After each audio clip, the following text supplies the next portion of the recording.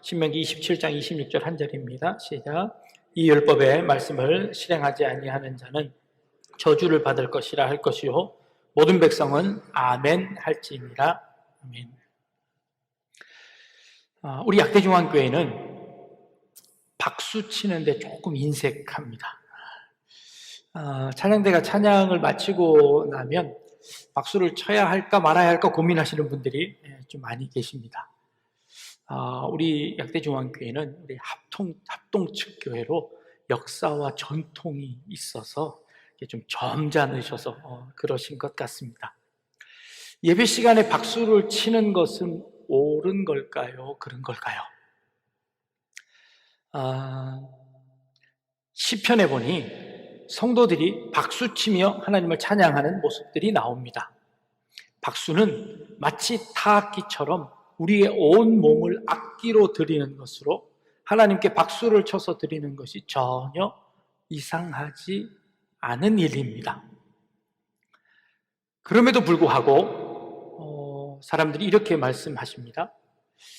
찬양이 끝난 후에 치는 박수는 하나님께 드리는 박수가 아니라 찬양대가 잘했다고 치는 박수 아닙니까? 그러니 이것은 찬양대를 위한 박수이니 절대 박수를 치면 안 됩니다 라고 말씀하시는 분들도 계십니다. 그랬더니 다른 분들이 이번에는 박수를 그러면 끝나고 나면 하나님께 영광 돌리는 박수를 칩시다 하고 또 박수를 치더라고요.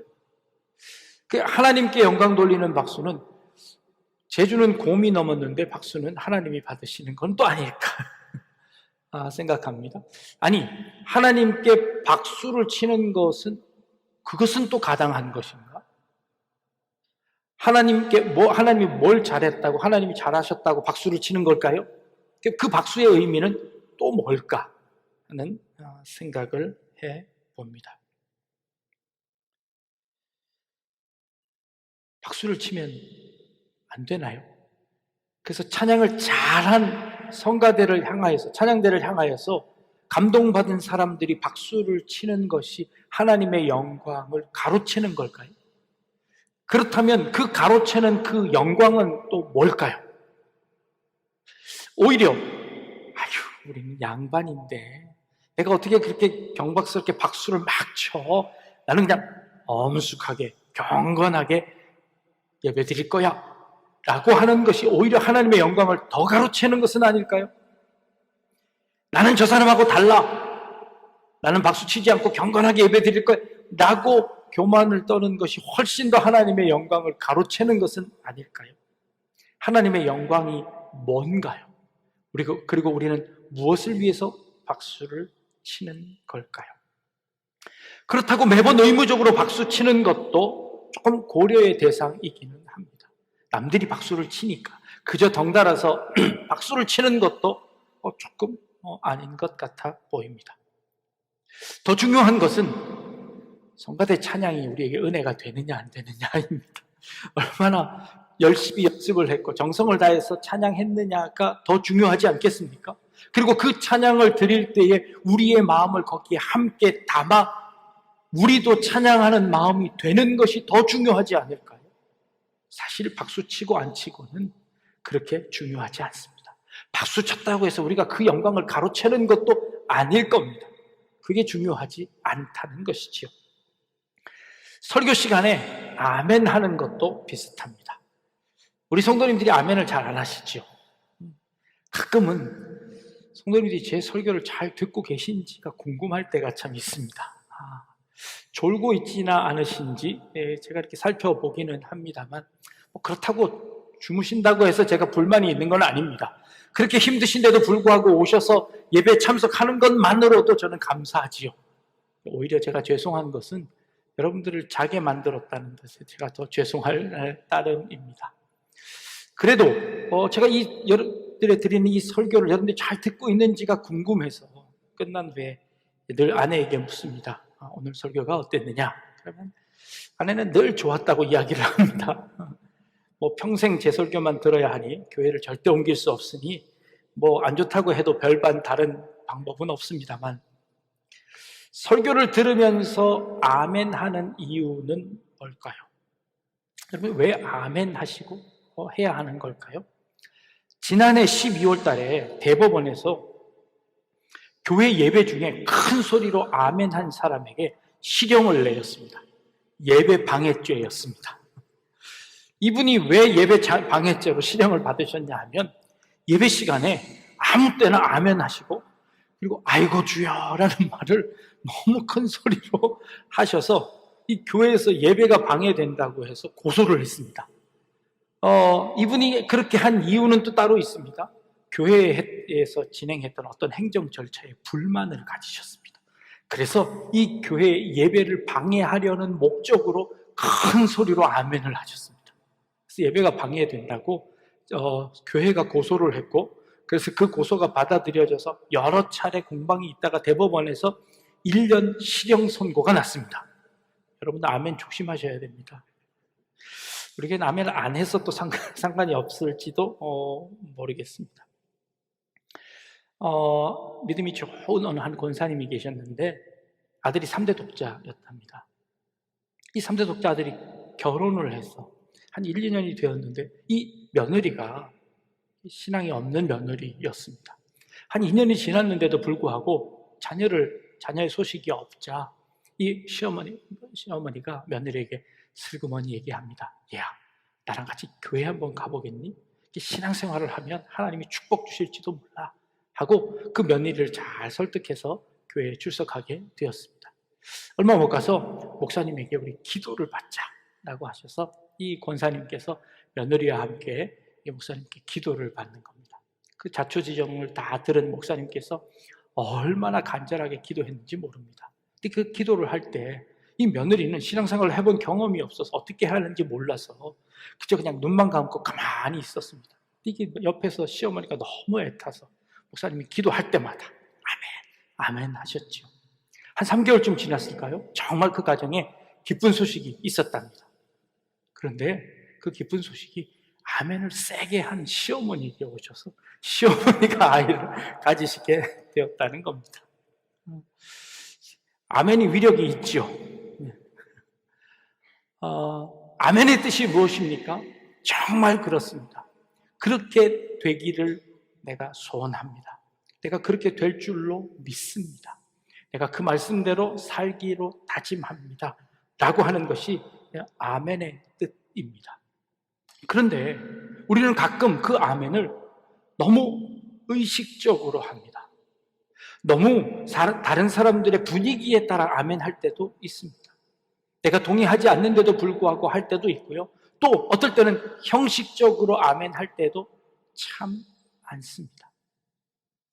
지난주에도 보았지만요, 모세가 이스라엘 백성들에게 유언합니다. 너희가 가나안 땅에 들어가거든 그 처음 에발산과 그리심산에 이스라엘 백성들을 두 패로 나누어서 그 산 위에 가득 서게 하고 가운데 골짜기에 레위 지파들은 그곳에서 하나님의 율법을 크게 선포하거라. 그러면 온 백성들이 그 선포에 맞추어서 아멘 할지니라 라고 명령하고 계십니다. 실제로 여호수아 장군이 그 가나안 땅에 들어간 이후에 그 말씀대로 그대로 실행을 합니다. 여러분 한번 상상을 한번 해보십시오. 그 수많은 백성들이 양쪽 산에 가득하게 서 있습니다. 그리고 그 레위 지파가 그 골짜기에서 양쪽으로 소리가 다 퍼져가도록 큰 소리로 하나님의 율법을 낭송합니다. 그럴 때 그 온 백성이 큰 소리로 아멘 하고 화답을 합니다. 얼마나 장관일까요? 얼마나 보기 좋은 그런 모습이었을까요? 그 모습 상상만 해도 정말 어마어마한 그런 모습입니다. 그런데 여러분, 그렇게 아멘 했던 이스라엘 백성들 가운데 정말 그들의 고백이 마음을 담고 그들의 뜻을 담고 그들의 정성을 다 담아서 했던 아멘일까요? 아니면 그 분위기에 휩싸여서 그냥 아멘 했던 것일까요? 그들의 아멘은 정말 진정한 아멘이었을까요? 아니면 그냥 형식적인 아멘이었을까요?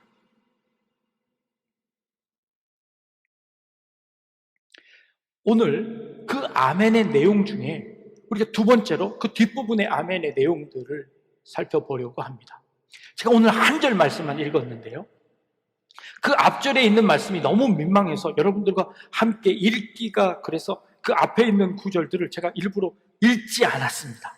그 앞에 있는 구절은 성적인 그런 묘사들이 참 많이 나오는 구절인데요. 너희 어머니와 관계를 하지 말아라 라는 말입니다. 이게 말이나 되는 겁니까? 그 두 자매와 함께 관계를 맺지 말아라. 장모와 혹은 짐승과 성관계를 맺지 말아라 라는 그런 명령입니다. 온 백성들을 모아놓고 그런 말도 안 되는 그런 명령을 내리고 온 백성들이 아멘 하라고 했습니다. 그런데 이 좀 우스운 모습 아닐까요? 그런 명령을, 낯뜨거운 명령을 내렸고 그 명령에 온 백성들이 지금 아멘 하고 있는 그런 모습입니다. 너무 당연한 일일 것이다 라고 생각되어지기는 합니다.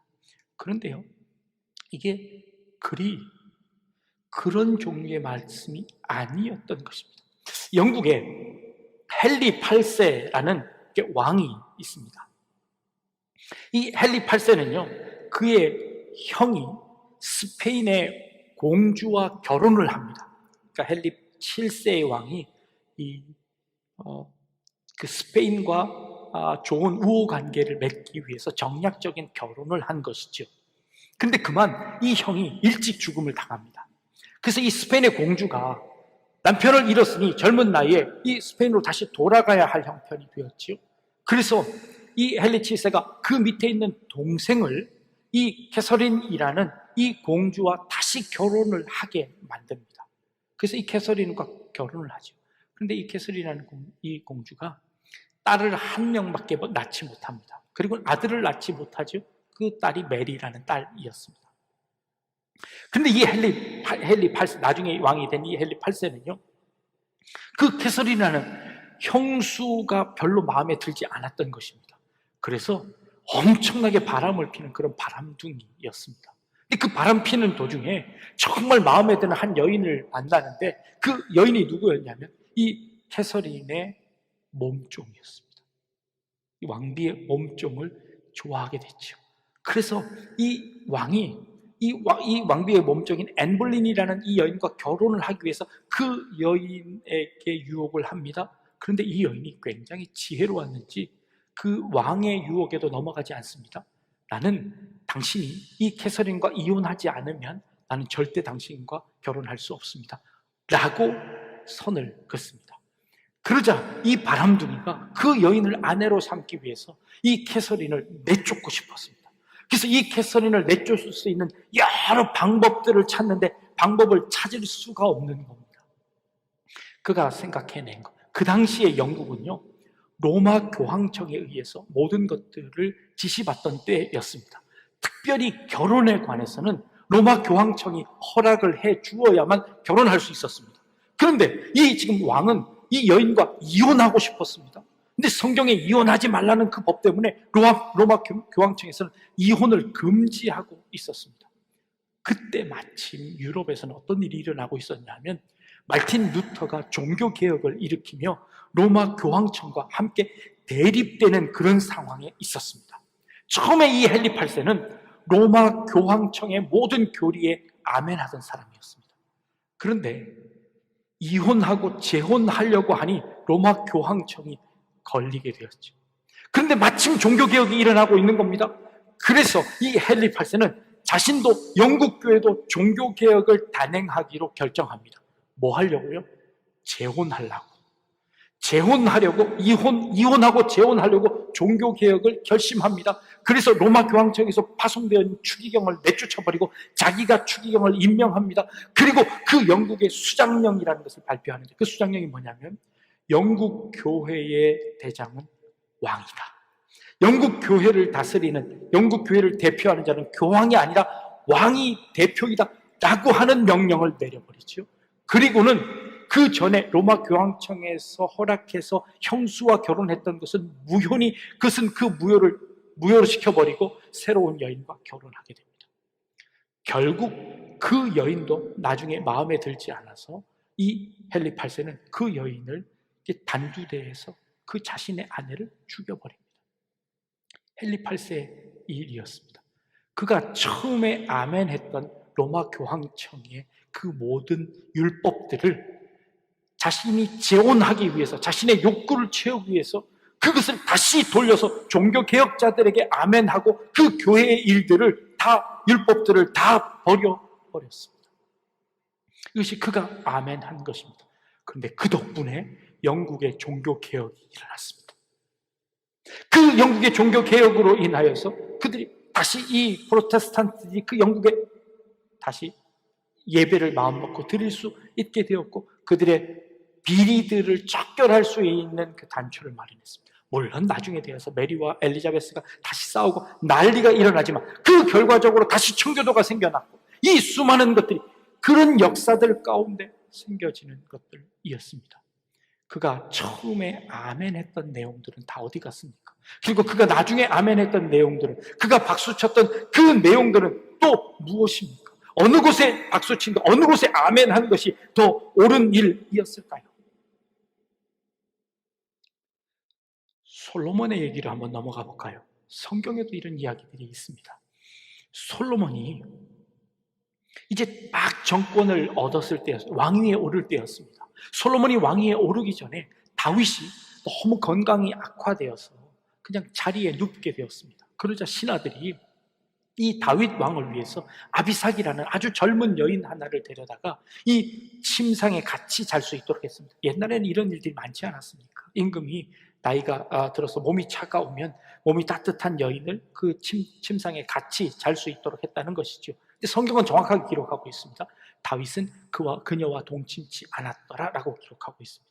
근데 다윗이 이렇게 힘이 없을 때, 솔로몬이 왕이 되기 바로 직전에 아도니아라는 그 다윗 왕의 차남이 있었습니다. 장남 압살롬은 이미 반역을 일으켰다가 죽음을 당하고, 그 다음에 장자였던 이 아도니아가 그만 정권을 잡기 위해서 군사들을 막 모으고 이 자기의 세력을 점점점 넓혀가던 시절이었습니다. 그때 이 다윗 왕의 신하였던 사람과 솔로몬이 함께 일해서 이 아도니아를 주저앉히고 솔로몬이 왕위로 등극합니다.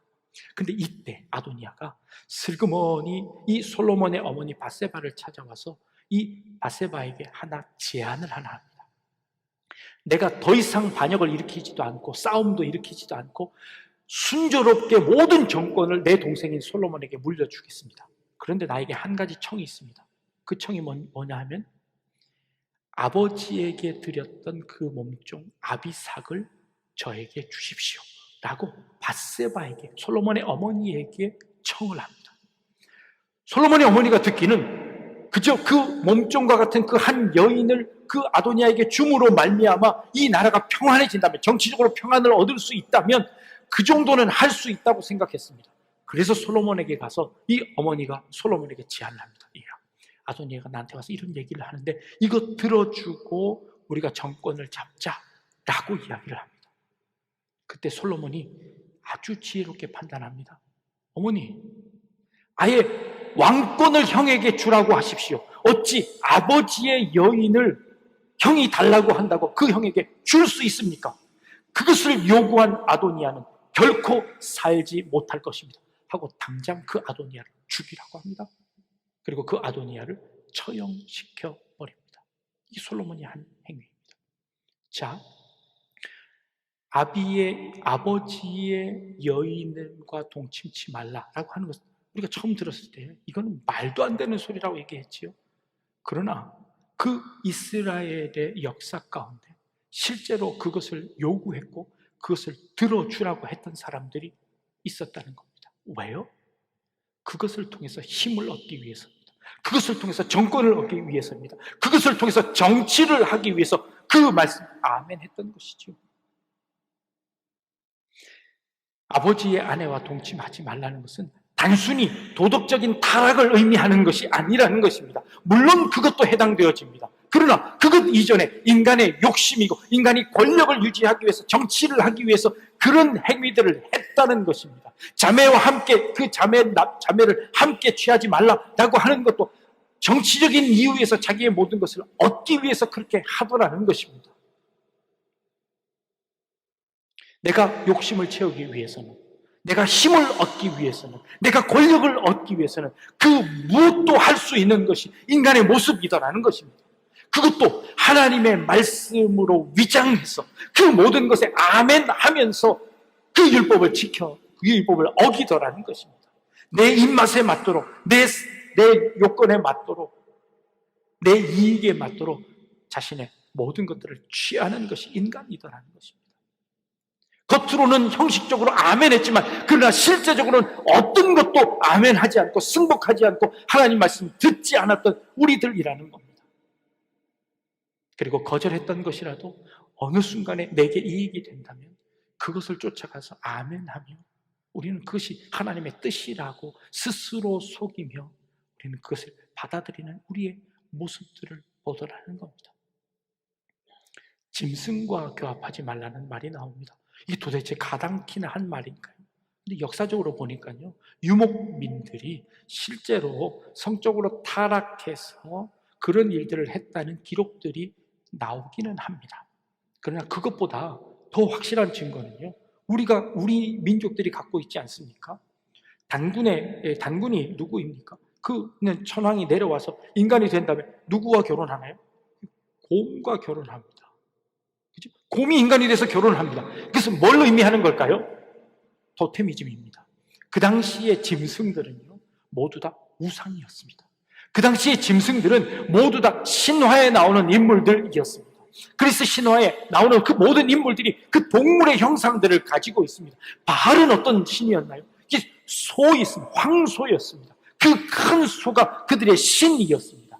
그래서 그들의 신에게 제사하는 방법 중에 그런 일들이 있었다는 겁니다.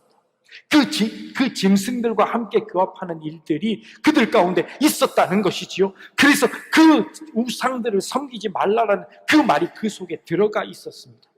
우리는 겉에 들어가 있는 그 명령만 볼 때 우리는 모두 다 아멘 할 수 있습니다. 우리는 모두 다 덩달아 다 아멘 할 수 있습니다. 그러나 그 속에 담겨져 있는 그 욕심, 그 속에 담겨져 있는 우상 숭배를 하려고 하는 그 마음들에는 어느 누구도 아멘 하고 있지 않다는 겁니다.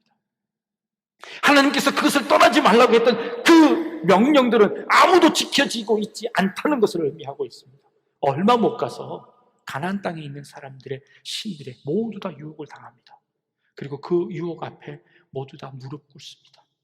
그리고 그렇게 큰 소리로 아멘했던 그 이스라엘 백성들은요, 모두 다 하나님의 율법들을, 하나님의 말씀들을 다 잊어버렸습니다.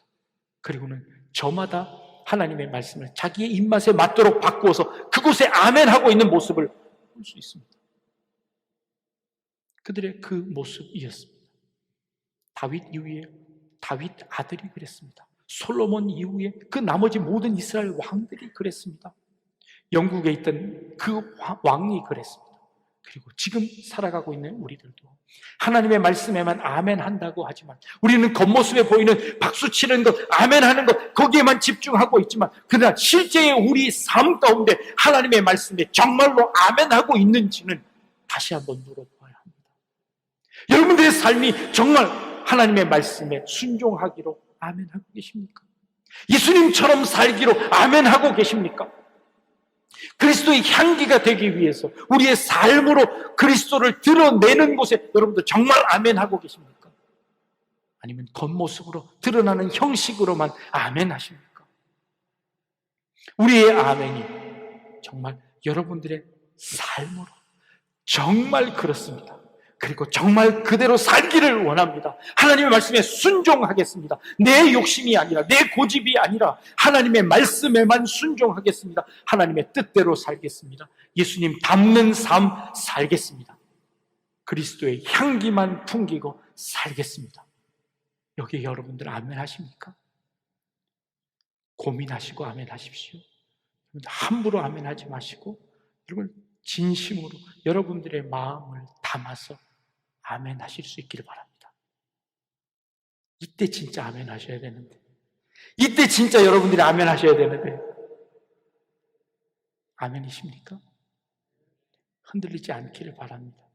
모든 백성은 아멘 할지어다 라고 하나님께서 이스라엘 백성들에게 말씀하셨습니다. 그 아멘은 그냥 형식적인 다른 사람들이 다 하니까 하는 그런 아멘이 아니라 정말 여러분들의 마음속에 다짐하면서 여러분들 마음속에 다시 한번 결심하면서 내가 정말 예수님의 말씀에 순종하겠습니다. 하나님의 말씀대로 살겠습니다. 그리스도의 향기가 되겠습니다. 내 욕심, 내 고집, 내 우상들 내려놓고 하나님 말씀대로 살겠습니다 라고 하는 그 말씀에 여러분들의 진심을 담아 아멘하며, 그리고 그 아멘한 말씀대로 살아낼 수 있는 그런 우리 약대중앙교회 성도님들 다 되실 수 있기를 주님의 이름으로 축복합니다. 아멘 하셨습니다. 그대로 살기를 바랍니다. 기도하겠습니다. 모든 백성은 아멘 할지니라 라고 말씀하셨습니다. 우리의 마음을 담아, 우리의 결심을 담아, 우리의 온 정성 다해 아멘 할 수 있는 저희들 되게 하여 주옵소서. 때로 우리를 유혹하고 때로 우리를 넘어뜨리려고 하는 많은 유혹들이 있습니다. 그것 가운데 저희들이 잘 분별하게 하여 주옵소서. 그래서 정말 하나님의 뜻을 발견하게 하시고 그 하나님의 뜻 가운데 순종하며 나아갈 수 있는 저희들 되게 하여 주옵소서. 감사드리며 예수님의 이름으로 기도합니다. 아멘.